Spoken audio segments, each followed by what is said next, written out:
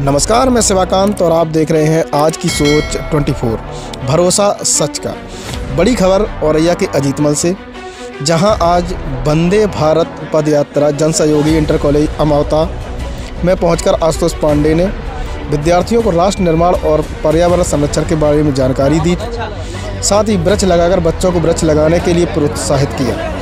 आशुतोष पांडे मूल रूप से सुल्तानपुर के निवासी हैं, जिन्होंने अपनी पदयात्रा 4 दिसंबर 2022 अयोध्या से शुरू की, जो 10,000 किलोमीटर की पदयात्रा भारत के 21 राज्यों से होकर निकालेंगे, जिनमें लगभग 10,000 वृक्ष लगाने का लक्ष्य रखा गया है और 1,000 विद्यालयों में बच्चों को जागरूक करेंगे। साथ ही साथ सभी को एक पेड़ लगाने के लिए वचनबद्ध भी किया गया है।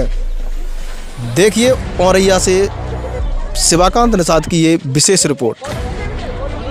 मैं आप पूरे भारतवर्ष से और पूरे युवाओं से, और जो भी हमारी माताएं बहनें हैं, जो भी हमारे पूर्वज हैं, जो भी हमारे गुरु जी हैं, उन सबसे मैं एक ही चीज़ अपील करना चाहता हूं कि इस बड़े मिशन में आइए, साथ में मिलके राष्ट्र सेवा, राष्ट्र निर्माण करते हैं, क्योंकि आप सबके सपोर्ट की बहुत ज़रूरत है। अकेले मैं कुछ नहीं कर सकता, लेकिन अगर आपका साथ मुझे मिलता है तो शायद एक बड़ा रूप लेके कहीं ना कहीं पूरे भारत में, भारतवर्ष के निर्माण में काम कर पाएंगे। धन्यवाद। आपने अयोध्या से अपनी पदयात्रा शुरू की है, कितने विद्यालय में और कितने लोगों ने आपको सपोर्ट किया, क्या कहना चाहेंगे उन लोगों के बारे में? मैं अभी 20 से ज़्यादा स्कूल के अंदर मैं सेमिनार कर चुका हूँ, कम से कम 500 गाँव से ज़्यादा मैं निकल चुका हूँ। और जो अभी क्योंकि सोशल मीडिया के ऊपर बहुत सारे कंटेंट बनना शुरू हो चुके हैं, बहुत सारे आर्टिकल छपे, तो उसमें कहीं ना कहीं जो भारत का जो युवा है वो कहीं ना कहीं सपोर्ट कर रहा है मुझे। हर जगह पर जो सपोर्ट सिस्टम है वो जनरेट होना शुरू हो चुका है। आप सबकी बहुत ज़रूरत है और आप सब ने बहुत प्यार दिया। और भारत का जो चौथा स्तंभ है मीडिया, उसने मुझे शुरू से बहुत ज़्यादा प्यार दिया। आप सबके लिए तहे दिल से शुक्रिया। भारत के पर्यावरण को बचाए रखने के लिए दूसरा है भारत की शिक्षा व्यवस्था को और बेहतर बना के उसको स्किल बेस बनाए रखने के लिए। आप सबसे एक सवाल है मेरा, अगर आपको 5 मिनट जिंदा रहना है तो आपको किस चीज़ की जरूरत पड़ेगी? और उसके बाद जिंदा रहना है तो पानी। और उसके बावजूद भी जिंदा रहना है तो 3 चीज बेसिक हो गई ना। इसको कौन देता है? Nature. Environment, without environment you are nothing. अब खत्म है, कुछ भी नहीं है। आपको 5 मिनट के अंदर इन्वायरमेंट डिस्ट्रॉय कर सकता है। कोविड में आपने अपनी आंखों के सामने देखा कि लोगों के पास करोड़ों रुपए थे लेकिन ऑक्सीजन नहीं पाए। जिस तरीके से पेड़ काटा जा रहा है, अगर इसी स्पीड से पेड़ काटा गया तो आने वाले 2050 तक पानी की तरह ऑक्सीजन को भी पैक करके बेचा जाएगा। जो बेच रहा होगा तो जिंदा रहेगा, जो खरीद रहा होगा। और उसके बावजूद भी अगर आपको जिंदा रहना है, अगर ये तीनों चीज मिल गई और इसके बावजूद भी अगर आपको जिंदा रहना है, कुछ करना है जिंदगी में, तो किस चीज जरूरत पड़ेगी? एजुकेशन की, एक राइट एजुकेशन की। विदाउट एजुकेशन आप कुछ भी नहीं कर सकते। आपको पता है ना, स्किल बेस्ड एजुकेशन की एक रिपोर्ट कार्ड की एजुकेशन है जिसको हम कैरी करते हुए आज आपको नहीं पता होगा, पूरी दुनिया में 35 नंबर का एजुकेशन इंफ्रा है। पूरी दुनिया में कितने नंबर का? 35 नंबर का। और रिपोर्ट कार्ड की एजुकेशन को कैरी करें क्लास, उसको बदल के मेरी जो मांग है वो है स्किल बेस्ड एजुकेशन लाया जाए, जिससे इंडिपेंडेंसी क्रिएट हो सके। इंडिपेंडेंसी तभी क्रिएट होगी जब आपके पास कोई स्किल होगी, तभी आप रोजगार क्रिएट कर पाएंगे। क्योंकि आप नौकरी नहीं मांगे, उस टाइम नौकरी देने के बारे में सोचेंगे, क्योंकि आपके हाथ में एक स्किल होगी। आप अच्छे फार्मर बन सकते हैं, आप अच्छे साइंटिस्ट बन सकते हैं, आप अच्छे डॉक्टर बन सकते हैं, आप अच्छे इंजीनियर बन सकते हैं, आप अच्छे जो भी काम करते रहेंगे। जिस फील्ड में आपका इंटरेस्ट होगा उसमें आप अच्छा कर पाएंगे, बिकॉज उसमें आपने स्किल को कैरी किया और उसको सीखते हुए पूरी जिंदगी आप निकाल लो। जब आप पढ़ रहे हो, पढ़ने का 3 पैरामीटर हमारे भारत में सेट है। एक 10th करना है, उसमें मार्क्स लाने, 12th करना है, मार्क्स लाने। अब आएगा आपकी जिंदगी में 12th के बाद वाला काम। आप पूछोगे अपने चाचा से जाके या फिर पापा से जाके या फिर बड़े भैया से, भैया क्या करें, BSc करें, BCom करें या BA करें? अब वहाँ पे 3 पैरामीटर सेट हो। जिसके मार्क्स अच्छे होंगे वो तो BSc कर लेगा, जिसके कम होंगे वो BA कर लेगा, और जिसके उससे कम होंगे वो क्या कर लेगा? BCom कर लेगा। लेकिन इसको करने के बावजूद भी आपको क्या मांगना पड़ता है? जाके नौकरी मांगने, फिर आप कॉम्पिटेटिव एग्जाम की तैयारी करेंगे। आपको नहीं पता होगा, पिछले 7 साल से मैं एजुकेशन इंडस्ट्री में वर्किंग हूँ, पिछले 7 साल से मैं कॉम्पिटेटिव सेगमेंट को लीड करते हुए आ रहा हूँ। रिसेंटली मैंने अपनी जॉब को रिजाइन किया है और रिजाइन करने के बाद 10,000 किलोमीटर में चल रहा हूँ, बिकॉज आपकी जो लाइफ है उसको बचाने के लिए किसी न किसी को कदम उठाना पड़ेगा। आपको बताना, आपको समझना पड़ेगा कि आप जिस पैरामीटर के ऊपर चल रहे हैं, अगर ऐसे ही चलते रहे तो आने वाले टाइम में आप बहुत बड़ी डिफिकल्टी से कहीं न कहीं निकलने वाले। आपको नहीं पता होगा, एजुकेशन के ऊपर हम 18% टैक्स भी पे कर रहे हैं। जिस तरीके से चीजें बदल रही हैं उसको लेकर हमें लड़ना पड़ेगा, अवेयर होना पड़ेगा, लेकिन सब कुछ बचाने से पहले आपको नेचर बचाने की जरूरत है। आप सबसे एक कमिटमेंट चाहिए मुझे आज कि आप अपनी जिंदगी में एक पेड़ लगाओगे। ऐसा झूठी कमिटमेंट मत करना यार, देखो मैं सच बता रहा हूँ, मैं बहुत ही इमोशनल और बहुत डेडिकेटेड स्टूडेंट था। मैं आप सबके लिए बहुत इमोशनल हूँ। जितने फ्रेंड्स बैठे हैं ना, इनमें बहुत पोटेंशियल है। आपको नहीं पता होगा कि आप किन चीजों से सफर कर रहे हो।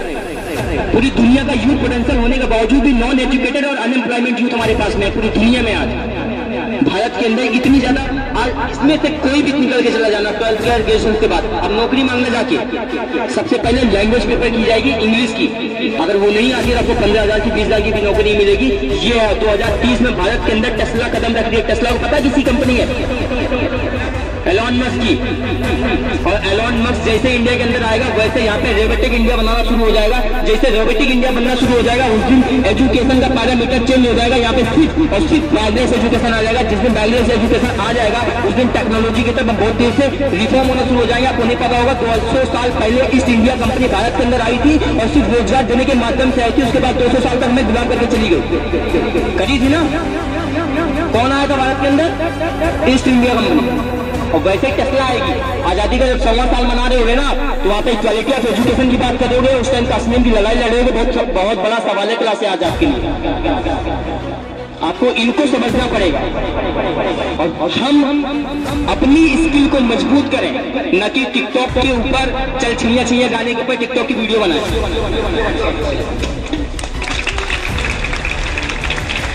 आज आपको खुद इन्वेंशन करने पड़ेंगे।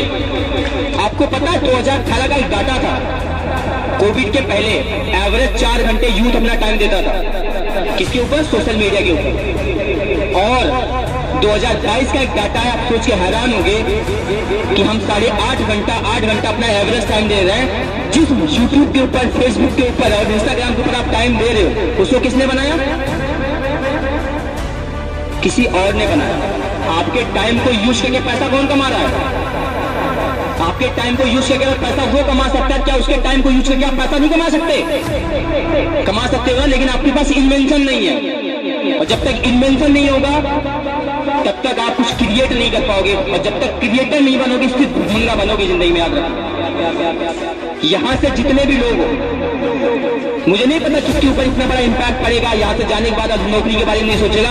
आने वाले 25 साल के बाद, 20 साल के बाद, 10 साल के बाद, जब वो 25 साल का हो चुका होगा, 10 साल का हो चुका होगा, 15 साल का हो चुका होगा, तो वो ये सोचेगा कि मुझे कैसे करके भारत की युवाओं को रोजगार देना है, इंडिपेंडेंसी की तरफ जाना है। अपने एजुकेशन का सिर्फ मतलब है कि आपके अंदर डिसीजन मेकिंग है कि नहीं है।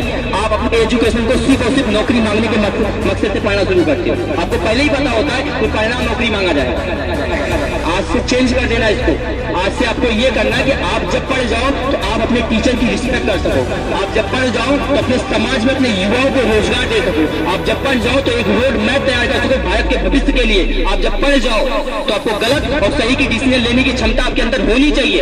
अगर ये नहीं है आपके अंदर और किसी के फॉलोअर बनते हो जाके, तो आपके पढ़ने का कोई मतलब नहीं है।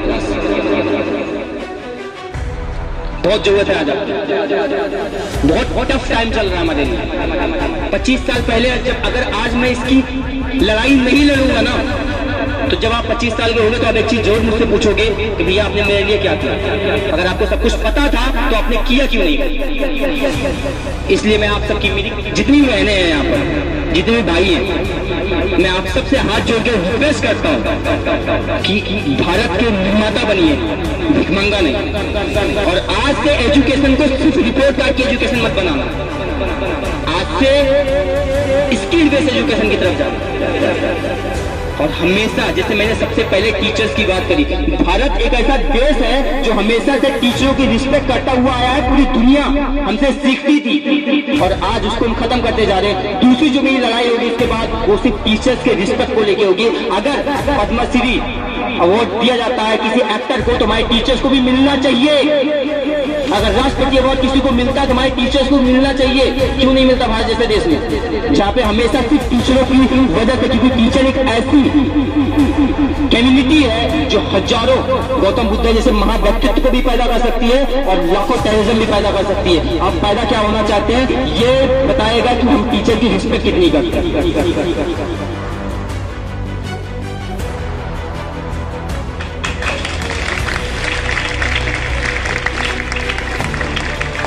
और इसको लेके मैं लड़ रहा हूँ।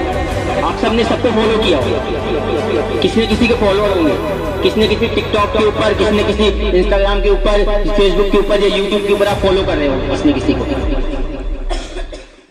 मेरी आइडिया आशुतोष मोटिवेशन से, उसको फॉलो करना। मैं इसलिए बोल रहा हूँ कि तुम्हें रियलिटी दिखाऊंगा पूरे भारत की, ऐसे छोटी छोटी चीजें दिखाऊंगा और आपको कितना कुछ सीखने के लिए मिलेगा। अभी मैं आ रहा था, एक मुझे इंजीनियर मिले, सिविल इंजीनियर, उन्होंने कहा कि जो पॉलीथीन को आप यूज करते हो ना, पॉलीथीन को, उसको डिस्ट्रॉय होने में 1000 ईयर लगते हैं। क्लास कितने साल?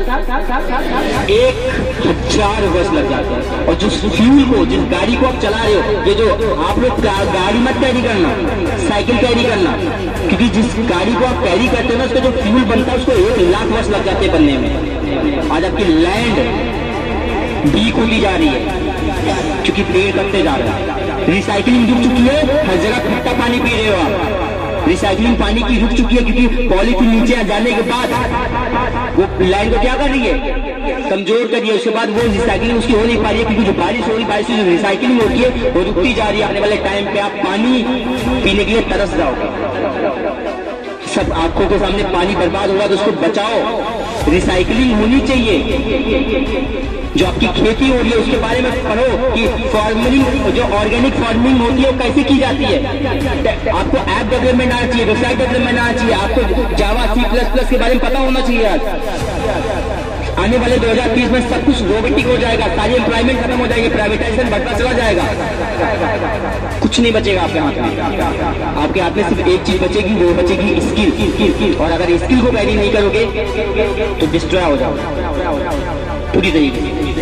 जब हमारी आजादी जब हुई थी, उसके बाद उस टाइम पता है मूवीज किस तरीके की बनती थी? उस टाइम बनती थी रोटी, कपड़ा, मकान, इस तरह की मूवी बनती थी। कारण क्या था कि हम उस टाइम रोटी, कपड़ा, मकान के लिए तरस रहे थे।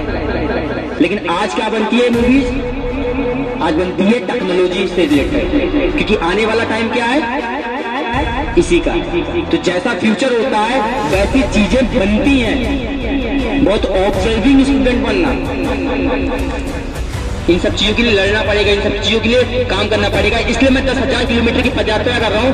मेरा एक सवाल है, इस लड़ाई में कौन कौन मेरे साथ है? आवाज आनी चाहिए और तेज से, और तेज से।